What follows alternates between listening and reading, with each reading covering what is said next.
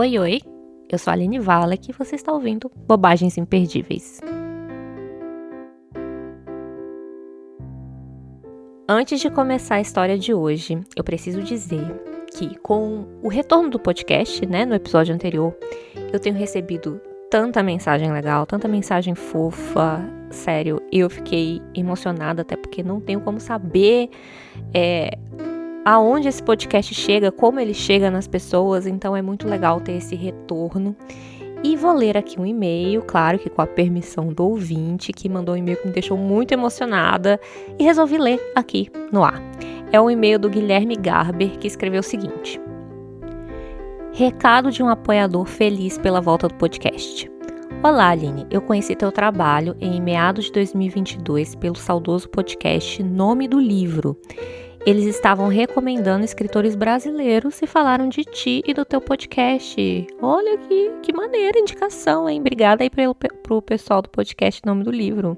Obrigada mesmo, olha só, trouxe o Guilherme para o mundo aqui de bobagens.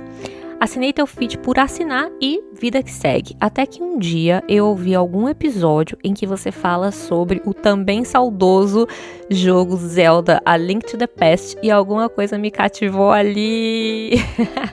Eu amo esse episódio. É da segunda temporada, chama Revolta em Andar Só. Então eu falo de histórias de cavaleiros medievais, falo da chacota da Idade Média e falo disso tudo misturando com The Legend of Zelda, que é um jogo que eu amo, então fiquei muito feliz do Guilherme comentar comigo, porque poucas pessoas comentam sobre esse episódio e eu fico achando que ninguém ouviu, mas não é verdade.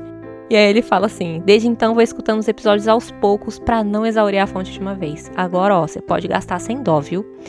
Aí um dia te perguntei no Instagram sobre o podcast, tu disse que se mais pessoas que dizem gostar te apoiassem, talvez ele não tivesse terminado. Então te apoiei com essa esperança e olha só, deu certo. Notícias boas são sempre bem-vindas. Yay! Eu espero que eu não tenha sido suado assim tão drástico quando eu te falei isso, mas é verdade. Se eu pude começar o podcast, se eu pude voltar, colocar ele de pé novamente, foi porque todo esse tempo eu tenho ouvintes que estão do meu lado, me apoiando. Se você tá ouvindo e você gosta também, saiba que o apoio faz muita diferença para um projeto independente continuar. Saiba que você pode me apoiar lá no apoia.se/Aline Wallach, o link vai estar aí na descrição. E se eu voltei, é culpa do Guilherme também, hein? Que fique bem claro.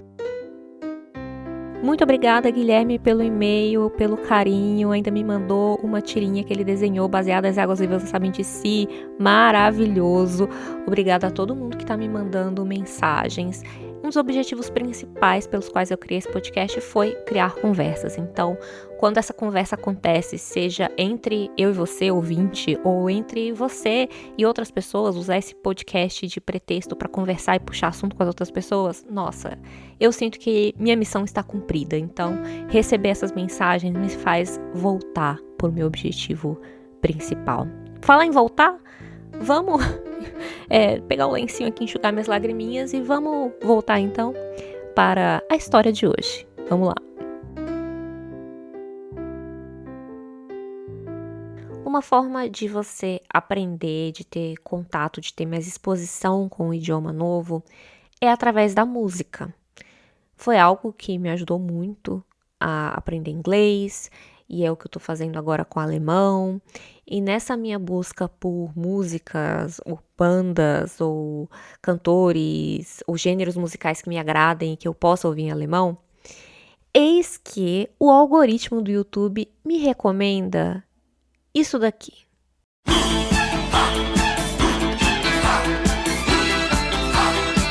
Peraí.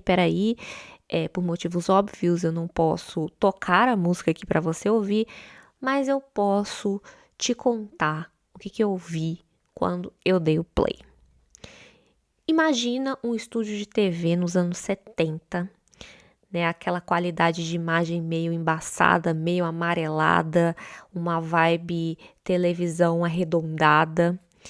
E é um programa de auditório, tem uma plateia sentada em volta do palco, e no palco a banda está se apresentando. E eu falo banda, mas assim, não tinha ninguém tocando instrumento, eram só os integrantes cantando e fazendo ali a mesma coreografia. Eram 3 homens, 2 mulheres, e eles todos vestidos assim, figurinos bem brilhantes, bem extravagantes, com cores diferentes, identidades diferentes, né? Tinha uma mulher toda de branco, a outra com uma saiona vermelha, uma roupa dourada, e os caras também, cada um no seu estilo, tinha um careca, tinha um cabeludão com franja, bigodão, cada um com a sua identidade, parecia até uma formação de grupo de Super Sentai, sabe?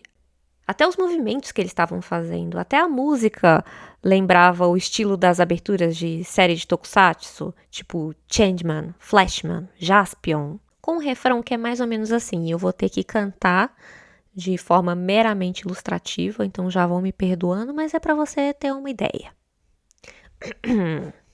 Vamos lá. Jin, Jin, Gengis Khan, rehaita Leute, rehaita immer weiter, Jin, Jin, Gengis Khan, auf Bruder, immer wieder, nananana. Vê se não podia ser uma abertura de tokusatsu. E no meio disso tudo, um bailarino encarnando o Gengis Khan mais drag que você vai ver na sua vida, com uma calça platinada, colada, a bunda redondinha, bota de salto alto, uma capa dourada com forro vermelho, que ele joga pra cima no meio da dança, aí revela que ele tá um coletinho assim, com o peitoral de fora, joias, muitas joias, uma coroa dourada na cabeça, a cara toda maquiada e dando piruetas, numa coreografia que nem nos meus sonhos mais insanos eu ia associar um líder militar que ficou conhecido por conquistar outros povos de forma tão brutal. Então eu fiquei chocada, pensando, gente, tá certo isso? É isso mesmo que eu tô vendo? E eu tive que ir atrás da letra, claro, para entender o que eles estavam cantando ali, se era algo que poderia ser problemático, né? O que eles estão falando do Gengis Khan, ou se é só algo muito bizarro, aleatório, como só os anos 70 podem nos proporcionar, ou talvez as duas coisas. Fui atrás da tradução, até para ver se eu realmente tinha entendido alguma coisa. E a música é basicamente sobre o Gengis Khan andando a cavalo com seu exército e dominando territórios e espalhando terror por onde passa, engravidando as mulheres e bebendo vodka, enfim, uma grande ode à masculinidade, a essa brutalidade, a essa ignorância do Gengis Khan. O que só traz toda uma contradição com a performance da banda, né, que é toda colorida, brilhante, alegre, um Gengis Khan bailarino, um Gengis Khan queer, com uma música dançante, e esse contraste de símbolos, de significados, traz um tom um pouco cômico para a música. Bem, aí eu comecei a ouvir outras músicas da banda, fui atrás da discografia e não, peraí, essa banda é uma banda séria? Que tipo de música ela faz normalmente, né? Essa banda ainda existe? E aí é que eu vi que o buraco era muito mais embaixo, porque o que eu encontrei foi uma porção de outras músicas nessa mesma pegada, mas falando sobre México, Machu Picchu, sobre samurais, sobre Moscou, sobre Império Romano, até para Madagascar eles foram. E em cada música, pelo menos nos clipes, nas apresentações que eu encontrei, eles estão vestidos a caráter. Então, na música sobre Moscou, eles estão com roupas, a versão disco, né, de roupas russas. Na música sobre o México ou sobre a Espanha, eles também estão a caráter, né, como pistoleiros ou como toureiros, mas com roupas bem fashionistas, considerando aí a estética disco. E de repente eu me vi fascinada por essa banda, querendo saber mais sobre eles, porque de alguma forma me pareceu familiar, se conectou com algo em mim. Eu já tinha visto isso antes. Claro, eu cresci assistindo novelas da Glória Pérez, por exemplo, Um Caminho das Índias Aqui, O Clone Acolá, Inxalá, atores cariocas interpretando personagens indianos. E fora isso, quem cresceu no Brasil nos anos 90 sabe, também está acostumado, porque também teve o El Chan. E o que é o El Chan, se não esse grande liquidificador multicultural que teve a audácia não só de representar elementos de outras culturas, mas de misturá-las com elementos brasileiros, né? A mistura do Brasil com o Egito. O El Chan parecia mais uma agência de viagem. Foi para o Egito, foi para o Havaí, foi para o Japão, foi para a selva. Então, o El Chan tem muito em comum com a banda de Gengis Khan. Ambas fizeram músicas que foram além das fronteiras e foram trazer histórias que representassem outras culturas, outros povos, mas é claro que a forma com que cada banda fez isso foi muito diferente.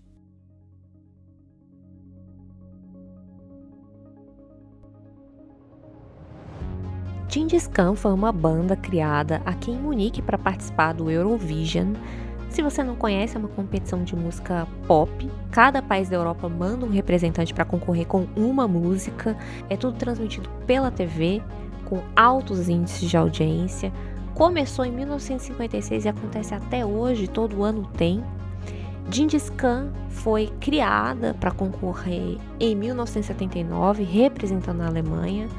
Não ganhou, mas ficou em 4º lugar e fez um sucesso estrondoso.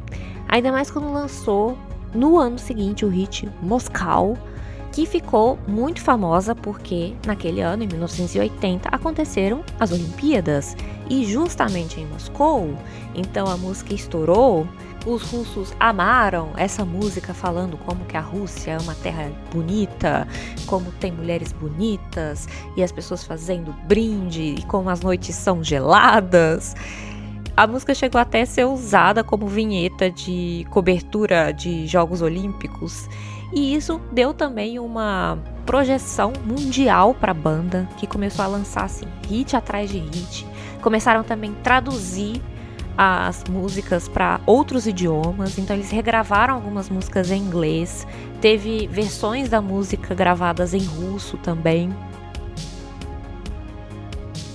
E é um sucesso que foi possível devido à junção, à mistura de vários talentos que foram reunidos pelo produtor, né, que teve a ideia da banda, que foi o Ralph Siegel.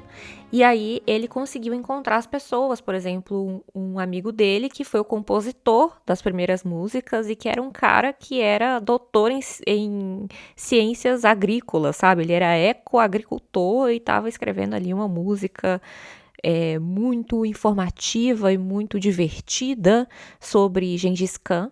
A aleatoriedade já começa por aí. E também coreógrafo, também figurinista, né, que era responsável por criar esses personagens, e os próprios performers e cantores e o dançarino também que deram vida a essa banda.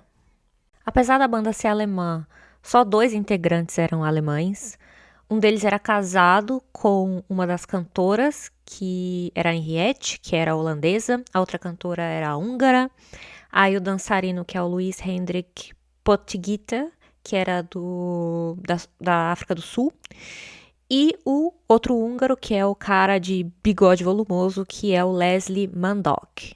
E é muito interessante quando ele conta a história dele, numa entrevista, de como ele foi parar nessa banda, porque ele originalmente era um baterista de jazz, que veio de um conservatório super renomado em Budapeste. E ele recebeu esse convite do produtor para participar dessa banda. Então, o cara que gostava de tocar jazz e de música super sofisticada, de repente estava se vendo na TV usando aquele figurino ridículo e cantando hu, ha, hu, ha.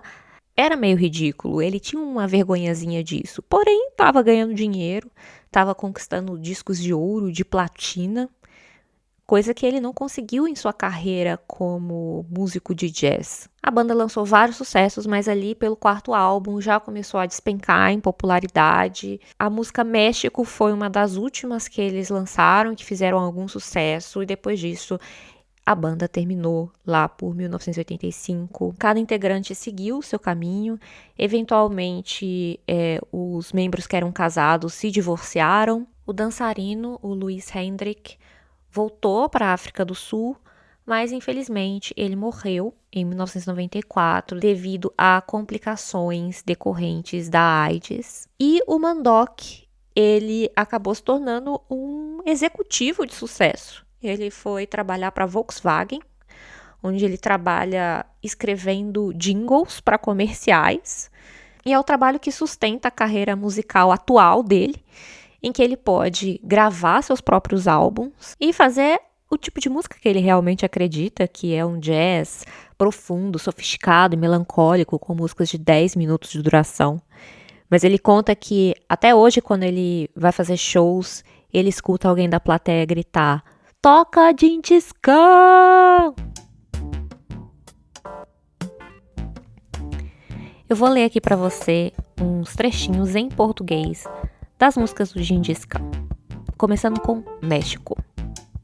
O sol vermelho está no céu, perigoso como o ouro asteca, as sombras dos conquistadores que cavalgam perdidos e nunca descansam. Ó lindo país, cheio de paixão e honestidade, ó terra quente onde os sonhos queimam muito facilmente.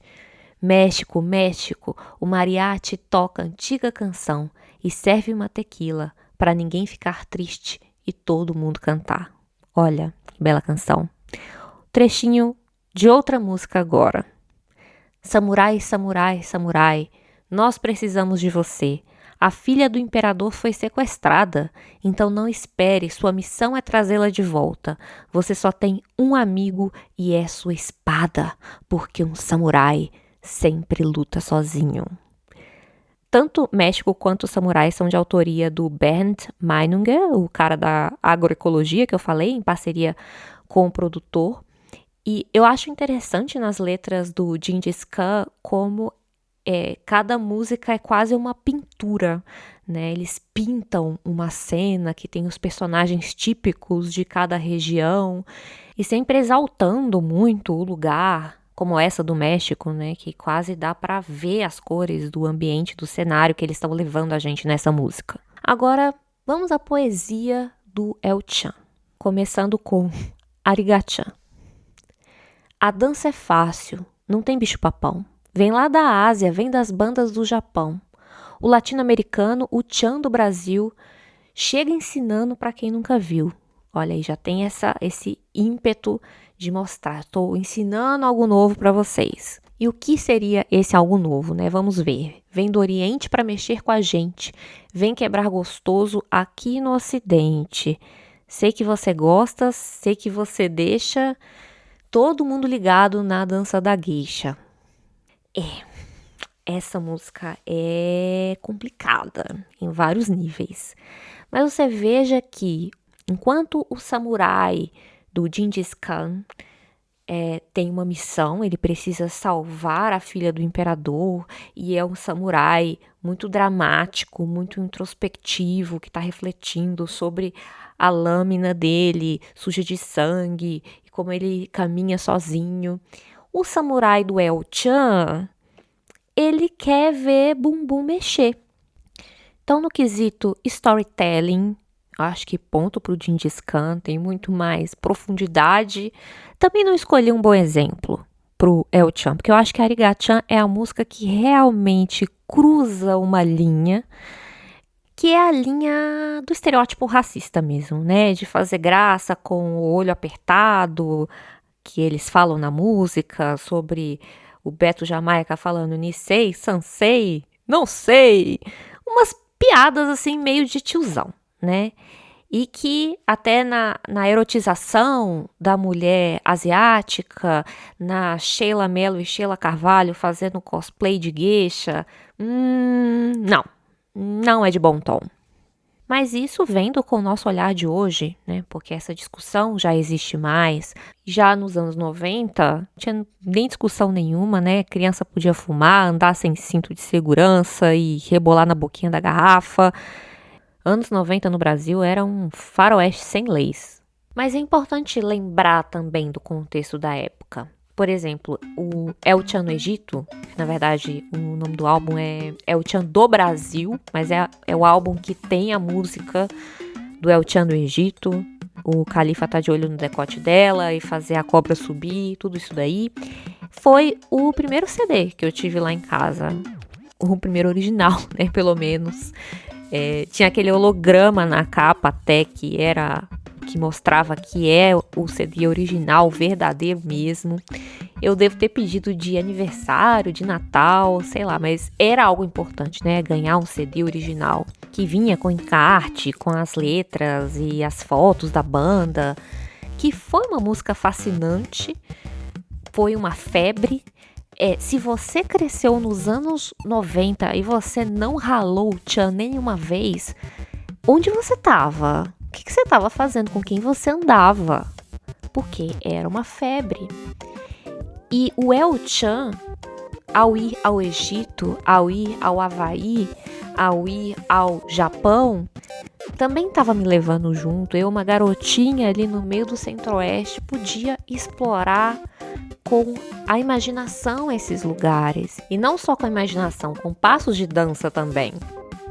Então não deixava de ser uma forma também de apresentar outras culturas, ainda que dessa forma, vou dizer, antropofágica, claro, porque eu acho que o tchan também consegue expressar, consegue transmitir essa característica da nossa cultura, da cultura brasileira, que é canibalizar esses elementos de outras culturas, de trazer para dentro da nossa, de misturar com essa nossa energia caótica e cuspir de volta como uma outra coisa, uma coisa transformada, uma coisa nossa.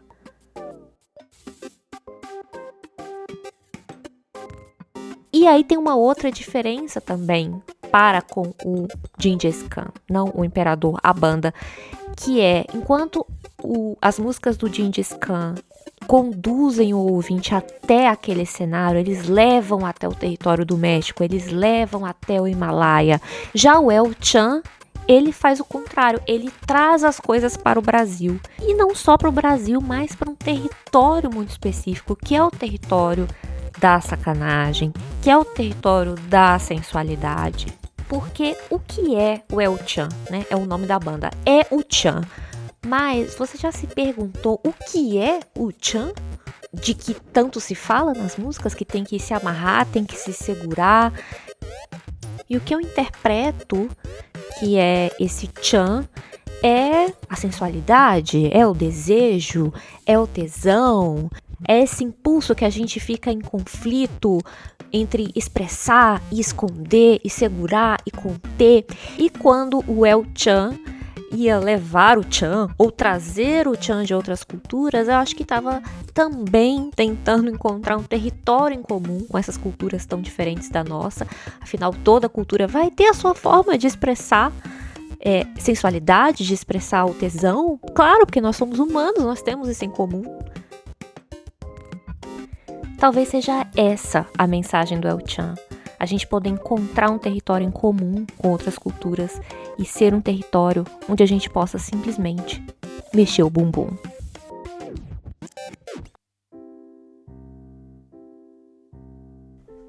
Para encerrar o episódio de hoje, eu vou trazer uma fala da Bernardine Evaristo, uma escritora britânica, que numa entrevista para o The Times declarou o seguinte: toda essa ideia de apropriação cultural, que é onde não se deve escrever além da sua própria cultura e assim por diante, é ridícula, porque isso significaria que eu nunca poderia escrever personagens brancos, ou que escritores brancos nunca poderiam escrever personagens negros. Olhe na televisão, isso acontece o tempo todo, mas existe a ideia de que quando se trata de ficção, você deve permanecer no seu quadrado, e isso é um absurdo total.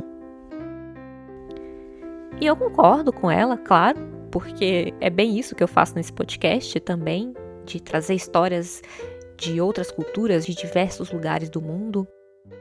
Aqui a gente já foi para o Japão, para o meio da floresta amazônica, para o deserto do Atacama, para a Inglaterra, para vários lugares do Brasil, para a Índia. E acho que essas interações entre culturas diferentes sempre vão acontecer. A questão é como elas estão acontecendo, de qual ponto de partida, porque acho que precisa haver sempre o respeito, como deveria ser o ponto de partida para qualquer relação. Obrigada por ouvir até aqui. Fica a recomendação de, em seguida agora, dar o play nas músicas do Gengis Khan. Coloquei o link na descrição. Depois me conta o que você achou. Você pode me mandar um e-mail sempre em escreva@alinevalek.com.br. Se quiser me mandar indicação de músicas em alemão, também estou aceitando. E a gente se encontra quinzenalmente aos sábados. Um beijo. Tchau, tchau. Gengis Khan, hey, heiter, hol, Leute, hey, heiter, immer weiter, Gengis Khan, auf Bruder, immer wieder, Nase, Wodka, hol.